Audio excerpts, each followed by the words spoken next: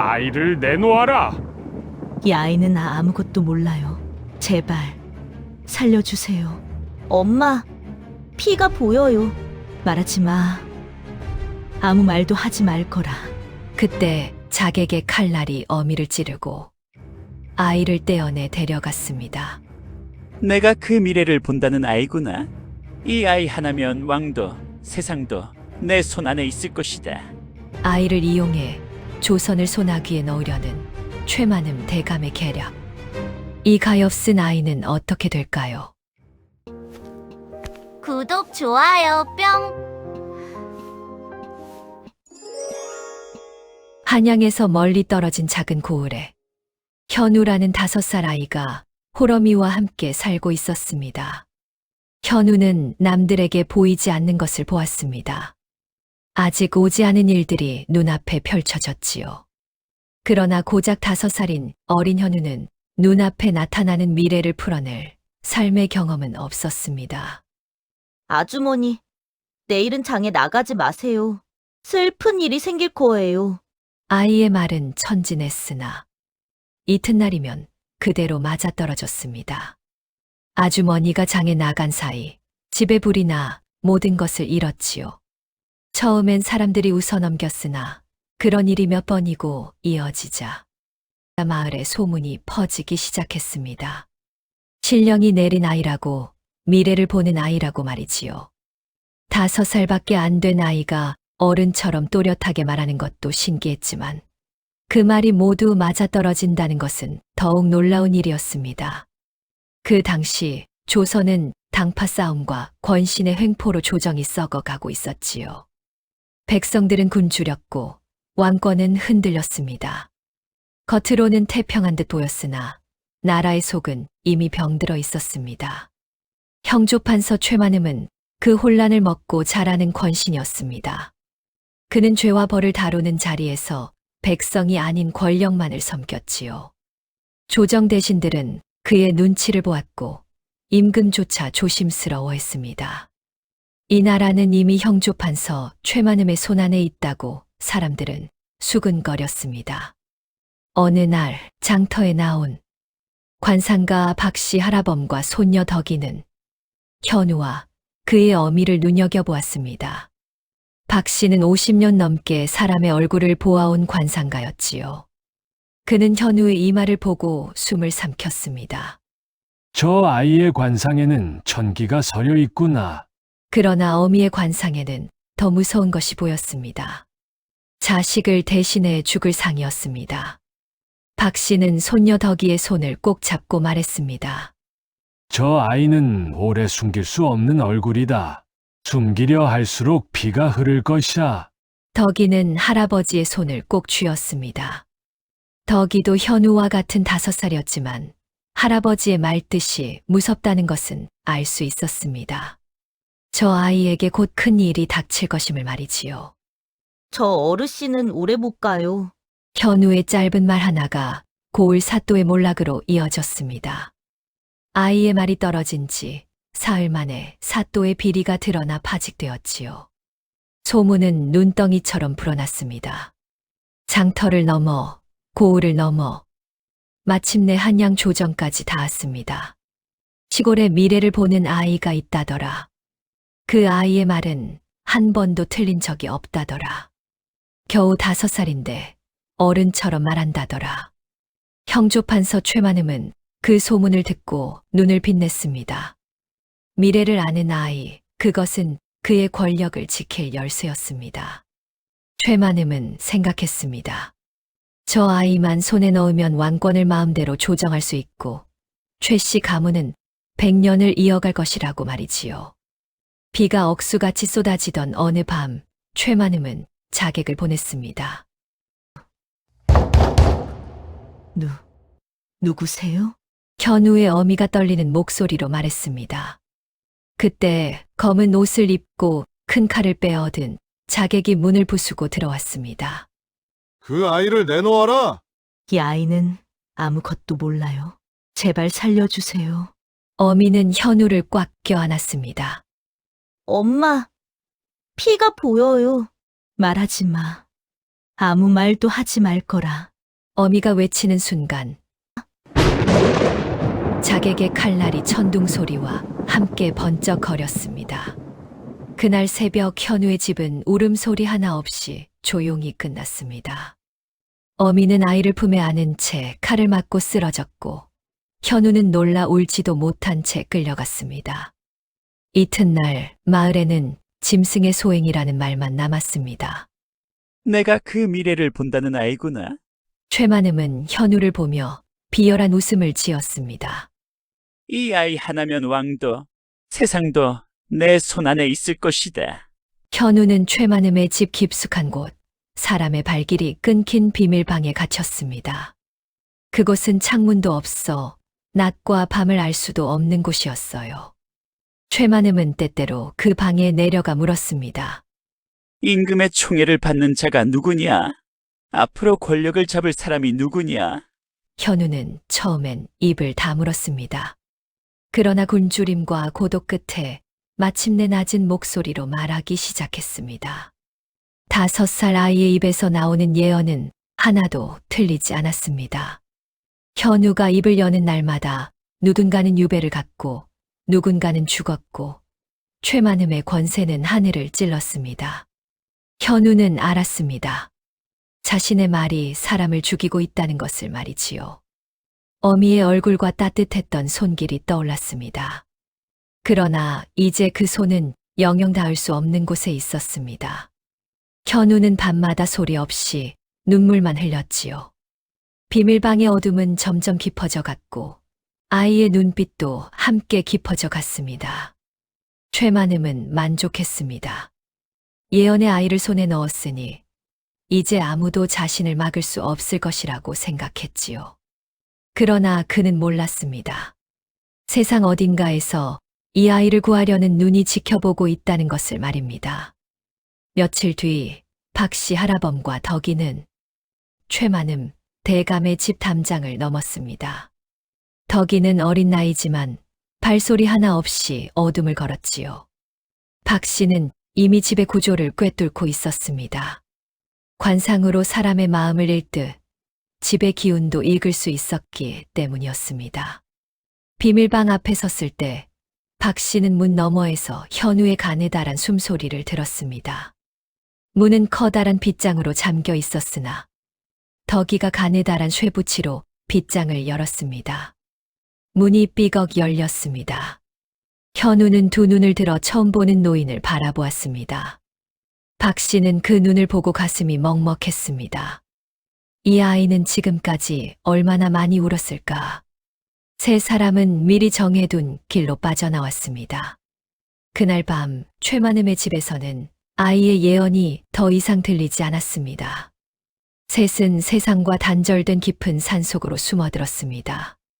현우는 충격으로 입을 닫았습니다. 어미의 죽음과 자신을 이용한 세상의 잔혹함이 아이의 입을 막아버린 것이지요. 박씨 할아범은 억지로 아이를 깨우려 하지 않았습니다. 대신 조용히 곁에 머물렀지요. 말하고 싶을 때 말하거라. 억지로 꺼낸 말은 진짜 말이 아니니까. 덕이는 늘 현우 곁에 있었습니다.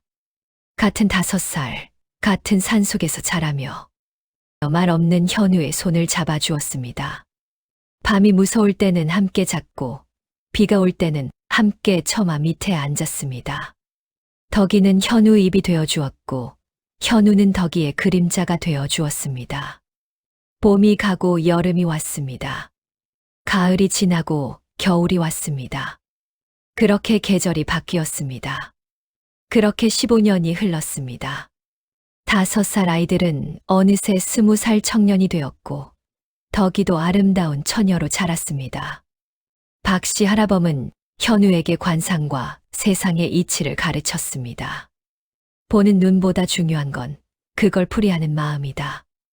미래가 보인다 한들 그 의미를 모르면 쓸모가 없는 법이지.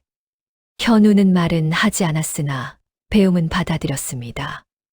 덕이와 함께 산을 뛰고 계곡에서 물을 길었습니다. 사람의 얼굴에서 운명을 읽는 법, 별을 보고 계절을 아는 법, 약초를 캐고 불을 피우는 법. 현우는 여전히 미래를 보았습니다. 지나가는 새를 보면 어디로 날아갈지 보였고, 나무를 보면 언제 꽃이 필지 보였습니다. 그러나 그는 말하지 않았습니다. 한마디가 사람의 삶을 송두리째 바꿀 수 있음을 알기 때문이었지요. 침묵은 현우가 스스로 선택한 감옥이었습니다. 그 15년 동안 세상 아래에서는 형조판서 최만음의 권세가 하늘을 찔렀습니다. 비리는 쌓이고 죄 없는 자들은 사라졌습니다. 조정 대신들은 그의 눈치만 보았지요. 심지어 임금조차 최만음 앞에서는 말을 아꼈습니다. 전하, 이번 옥사는 신이 맡아 처리하겠습니다. 최만음의 말에 왕은 고개를 끄덕일 뿐이었습니다. 사람들은 속으로 말했습니다. 이 나라는 이미 대감의 손안에 있다. 최만음은 예언의 아기를 놓쳤으나 이미 조선의 모든 권력을 손에 쥔 것이나 다름없었지요. 그러나 그의 욕심은 거기서 멈추지 않았습니다. 그는 더 큰 것을 꿈꾸고 있었습니다. 밤마다 꿈을 꾸었지요. 자신이 용포를 입고 어좌에 앉는 꿈을 말입니다. 15년이 흘러 20살이 된 현우에게 박씨 할아범이 말했습니다. 이제 세상에 내려가야 한다. 산속에만 숨어 있을 수는 없는 법이지. 약초를 팔아 양식을 구해야 했습니다. 덕이는 긴장했습니다. 현우는 괜찮을까요? 박씨는 현우를 바라보며 고개를 끄덕였습니다. 이제 그 아이도 알 것이다. 말해야 할 때와 말하지 말아야 할 때를. 셋은 약초를 등에 지고 산을 내려갔습니다. 15년 만에 보는 장터는 여전히 시끄럽고 복잡했습니다. 사람들의 목소리, 물건 파는 소리, 아이들의 웃음소리. 현우는 조용히 고개를 숙이고 걸었습니다. 그의 가슴은 두근거렸습니다. 두려움과 기대가 뒤섞인 떨림이었지요. 15년 전 5살 아기였던 현우는 이제 청년이 되어 있었습니다. 그때였습니다. 장터 한복판이 갈라지듯 열리고 화려한 가마 하나가 지나갔습니다. 비단 휘장, 호위군, 그리고 사람을 사람으로 보지 않는 눈빛.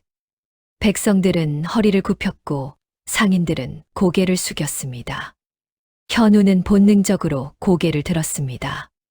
가마 속 얼굴을 보는 순간 몸이 굳었습니다. 최만음이었습니다. 15년 전 어미를 죽이고 자신을 가둔 그 사람이었지요. 그 순간 현우의 눈앞에 미래가 펼쳐졌습니다.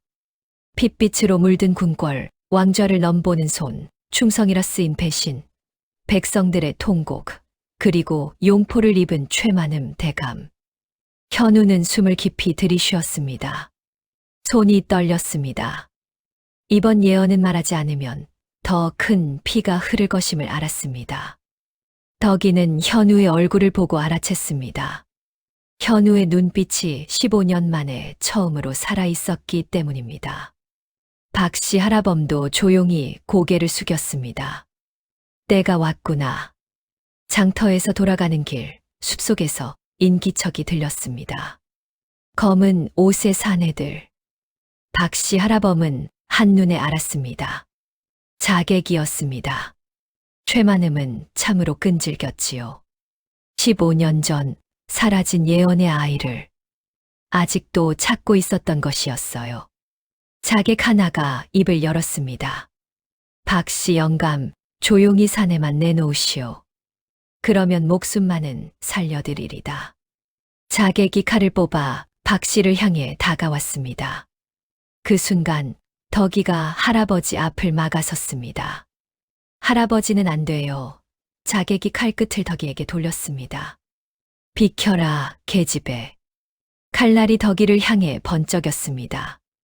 그 찰나 15년간 단 한마디도 하지 않던 현우의 입이 열렸습니다. 멈추시오. 목소리는 낮았으나 또렷했습니다. 자객들이 동시에 현우를 돌아보았습니다. 현우는 떨리는 다리로 일어섰습니다. 그리고 자객들을 똑바로 바라보며 말했습니다. 나는 미래를 보는 아이라는 것을 그대들도 알고 있을 것이오. 자객들의 얼굴이 굳었습니다. 현우는 계속 말했습니다. 지금 여기서 살인을 하고 나를 잡아가면 그대들의 목숨은 석 달을 넘기지 못할 것이요. 공기가 얼어붙었습니다. 큰형은 병으로 쓰러져 피를 토하고 둘째는 말에서 떨어져 목이 부러지며 막내는 제 칼에 제 배를 찌를 것이요. 현우의 목소리는 더욱 차갑게 이어졌습니다. 그대들의 자손은 대가 끊길 것이며 부인들은 이유 없이 시름시름 앓다 죽을 것이요. 자객 중 하나가 뒷걸음질 쳤습니다. 이놈이 저 저주를 거는구나. 저주가 아니요. 그저 보이는 것을 말했을 뿐이요. 현우는 한 걸음 앞으로 나섰습니다. 하지만 지금 칼을 거두고 돌아간다면 그 미래는 오지 않을 것이요. 자객들은 서로를 바라보았습니다. 손에 든 칼이 떨렸습니다. 결국 모두 칼을 거두고 황급히 숲속으로 사라졌습니다. 현우는 그 자리에 주저앉았습니다. 온몸이 떨렸습니다. 덕이가 달려와 현우를 붙들었습니다. 괜찮아. 현우는 고개를 들었습니다. 눈에 눈물이 가득했습니다. 그리고 떨리는 목소리로 말했습니다. 너도 엄마처럼 다칠까봐. 덕이는 현우를 꼭 끌어안았습니다. 안 다쳤어. 나 괜찮아. 내가 지켜줬잖아. 현우는 덕이의 어깨에 얼굴을 묻고 울었습니다. 산으로 돌아온 밤, 불 앞에 앉은 현우에게 박씨 할아범이 말했습니다. 현우야, 오늘 내가 한 말은 옳았다. 현우는 고개를 들었습니다. 박씨는 불을 바라보며 계속 말했습니다. 그 말이란 건 칼과 같이 휘두르기 전엔 가볍지만 한 번 나가면 되돌아오지 않는다. 현우는 조용히 들었습니다. 아무리 옳은 말도 때를 잃으면 재앙이 되고 아무리 무거운 진실도 때를 얻으면 길이 된다. 현우는 물었습니다. 이제 제가 말해야 할 때가 온 건가요? 박씨는 고개를 끄덕였습니다. 그렇다. 하지만 잊지 마라. 말하지 말아야 할 때를 아는 것보다 말해야 할 때를 놓치지 않는 것이 더 어렵다. 그리고 이 세상엔 한 사람을 살리는 말이 있고 한 세상을 무너뜨리는 말이 있다. 둘 다 한마디에서 시작된다. 현우는 고개를 숙였습니다. 무거운 깨달음이었지요. 한양 궁궐에서는 이상한 일이 벌어지고 있었습니다. 왕이 점점 쇠약해지고 있었던 것이지요. 어이들은 원인을 찾지 못했습니다. 전하, 몸조리를 잘 하셔야 합니다. 어이의 말에 왕은 고개를 끄덕일 뿐이었습니다. 그러나 현우는 알았습니다. 장터에서 본 미래 속에 최만음이 왕의 약에 독을 타는 장면이 있었기 때문입니다. 현우는 박씨에게 말했습니다. 전하를 구해야 합니다. 그래야 최만음의 왕좌 야욕을 막을 수 있습니다. 박씨는 물었습니다. 어떻게? 현우는 대답했습니다. 제가 본 것을 전해야 합니다. 하지만 예언이라고 하면 아무도 믿지 않을 것입니다. 박씨는 잠시 생각하다 말했습니다. 그렇다면 예언이 아니라 관상으로 말하는 것이다. 사람들은 예언보다 관상을 더 믿는 법이니까. 박씨는 옛 인연이 있던 전직 관료를 찾아갔습니다. 그리고 조심스럽게 말했습니다. 전하의 얼굴에 2개의 그림자가 겹쳐 있습니다. 살아있는 왕의 상과 아직 오지 않은 죽음의 상이 말이지요. 노관은 이 말을 상소문으로 올렸습니다. 상소를 받은 왕은 술렁였습니다. 최근 몸이 이상하다는 것을 느끼고 있던 차였지요. 왕은 밀명을 내렸습니다. 자신의 약을 몰래 조사하라고. 며칠 뒤 충격적인 결과가 나왔습니다. 약 속에 미량의 독이 섞여 있었던 것입니다. 왕은 분노했으나 겉으로는 내색하지 않았습니다. 대신 그 관상가를 불러오라 명했지요. 박씨 할아범은 현우를 데리고 궁궐로 향했습니다. 왕 앞에 선 현우는 고개를 숙였습니다. 왕이 물었습니다. 내가 앞날을 본다 들었다. 현우는 또렷이 대답했습니다. 신은 앞날을 볼 수 있지만 그것은 앞날이 아닙니다. 그게 무슨 말인가? 앞날을 보는데 앞날이 아니라니? 현우가 대답했습니다. 신은 이미 벌어진 일의 끝만 볼 뿐입니다. 앞날은 언제든 바뀔 수 있습니다. 왕은 놀랐습니다. 이 말은 왕권을 위협하지 않았습니다. 오히려 왕에게 선택권을 남긴 말이었지요. 현우는 단 하나만 더 말했습니다. 전하, 형조판서의 손이 닿는 곳마다 기록이 먼저 사라집니다. 이것은 예언이 아니라 수사 방향이었습니다. 왕은 비밀리에 내금위와 사헌부를 움직였습니다. 왕의 밀명이 내려졌습니다. 형조의 과거 판결문, 유배 기록, 옥사 명부를 모두 조사하라는 것이었지요. 놀라운 일이 벌어졌습니다. 중요한 사건들의 기록만 유독 비어 있었던 것입니다. 그 빈자리를 따라가자 공통점이 나타났습니다. 모두 최만음의 정적이었고 모두 병사 혹은 자결로 처리되어 있었습니다. 증거는 쌓여갔습니다. 왕은 아직 최만음을 부르지 않았습니다. 더 깊이 들어오게 덫을 두려는 것이었지요. 그 사이 덕이가 장터에서 소문을 흘렸습니다. 왕께서 병환이 깊으시다더라. 그런데 아들이 없으시니 종친들이 모여 후계를 논의한다던데요. 또 주막에서는 이렇게 말했습니다. 양녕대군께서 요즘 궁궐을 자주 드나드신다더라. 대비마마께서 부르신다는 소문도 있고요. 이 말들은 입에서 입으로 퍼져나갔습니다. 장터를 거쳐 주막을 거쳐 마침내 궁궐 안까지 들어갔지요. 최만음의 귀에도 들어갔습니다. 최만음은 그 소문을 듣고 얼굴이 굳었습니다. 종친회의라니 왕위를 종친에게 넘긴다는 말인가? 그는 조급해지기 시작했습니다. 왕의 병세가 깊어진다는 소문은 사실이 아니었습니다. 그러나 최만음은 그것을 믿었습니다. 아니, 믿고 싶어 했습니다. 자신이 왕이 될 기회가 왔다고 생각했기 때문이지요. 그러나 동시에 두려웠습니다. 종친들에게 그 기회를 빼앗길지도 모른다는 공포 말입니다. 그는 더 이상 기다릴 수 없었습니다. 최만음은 대신 몇 명에게 비밀 서신을 돌렸습니다. 왕께서 병환으로 정사를 보시기 어려우니 섭정을 논의할 때가 왔소. 종친들이 움직이기 전에 우리가 먼저 나서야 하오. 섭정과 대리청정을 운운하며 세력을 모았습니다. 이 서신이 바로 결정적 증거가 되었습니다. 왕은 일부러 최만음이 더 깊이 들어오게 덫을 놓고 기다렸습니다. 마침내 최만음이 은밀히 군사를 움직이려 했고 그때 왕이 움직였습니다. 내금위가 최만음의 집을 포위했고 그는 그대로 체포되었습니다. 왕은 그를 바로 죽이지 않았습니다. 조정 대신들을 모두 모은 자리에서 왕이 물었습니다. 경은 내가 죽기를 바랐느냐? 최만음은 답하지 못했습니다. 왕은 비밀 서신을 내보였습니다. 이것이 무엇이냐? 왕이 살아있는데 섭정을 논하는 것이 무슨 뜻이냐?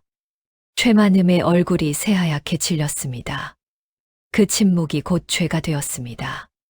증거는 차례로 드러났습니다. 사라진 기록들, 독이 섞인 약, 죽은 자들의 명단. 조정은 술렁였습니다. 그토록 권세를 누리던 형조판서가 역모를 꾸몄다는 사실에 모두가 경악했지요. 왕은 선언했습니다. 최만음은 왕권을 대신하려 한 죄로 유배에 처한다. 최만음은 끌려나갔습니다. 그의 가문은 몰락했고 그를 따르던 자들은 뿔뿔이 흩어졌습니다. 권세는 한순간에 무너졌습니다. 최만음은 유배지로 가는 길에 백성들의 원망을 마주했습니다. 내 아비를 죽인 놈, 내 가족을 빼앗은 놈, 사람들은 돌을 던졌고 침을 뱉었습니다.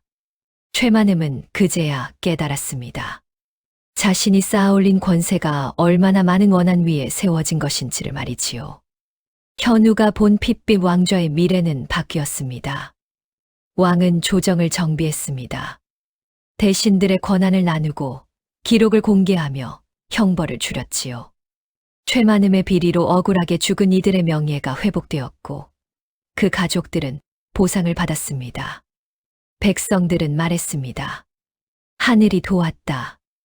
그러나 진실을 아는 이들은 알았습니다. 한 아기가 15년간의 침묵을 깨고 말해야 할 때 말을 했을 뿐이라는 것을 말이지요.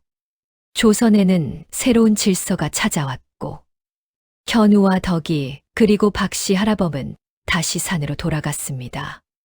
현우는 더 이상 예언을 함부로 하지 않았습니다. 필요할 때만 조심스럽게 말했지요. 덕이는 물었습니다. 앞으로도 미래가 보여? 현우는 고개를 끄덕였습니다. 보여. 하지만 이제는 알아.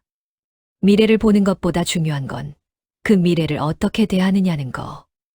박씨 할아범은 웃으며 말했습니다. 그래, 예언은 미래를 정하는 말이 아니라 사람이 선택할 시간을 벌어주는 말이지. 그날 밤, 세 사람은 불 앞에 둘러앉았습니다. 현우는 덕이의 손을 잡고 말했습니다. 고마워. 내가 없었으면 나는 평생 말하지 못했을 거야. 덕이는 웃으며 대답했습니다. 나도 고마워. 내가 없었으면 진짜 중요한 게 뭔지 몰랐을 거야. 먼 훗날 사람들은 이 이야기를 전했습니다. 한 아기의 한마디가 조선을 뒤흔들었다고. 그러나 진짜 중요한 것은 한마디가 아니었습니다. 그 한마디를 언제, 어떻게, 누구를 위해 쓰느냐였습니다. 현우는 15년의 침묵으로 난관을 이겼고 말로 세상을 구했습니다. 다음 영상을 빠르게 만나보시려면 좋아요와 구독을 눌러주세요.